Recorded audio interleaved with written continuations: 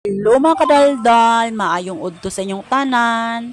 For today's video, itudlo na ako sa inyo kung unsa pagbutang og ringtone sa Messenger. Una mo adto sa kog settings kay ako sang buksan ang ringtones volume, notification volume. Ayan. At full call volume. Karon kay nabuksan ko na tanan, mobalik otro ko dire. Ngadto na ko sa Messenger mga kadaldal. Oh, naana ko dire sa Messenger mga kadaldal. So pinduton ra na siyang menu. Pinduton ning settings.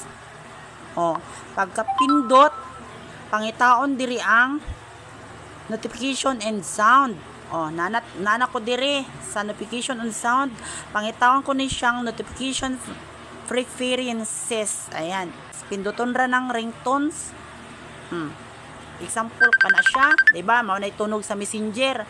So, ako na siyang palitan kaning bakit kung liligaya ka, mao na akong ipalit. Oh, 'di ba? Inana ra siya. Ay. So, halimbawa na imutawag sa ako, mao toy mutingog tong kung liligaya ka.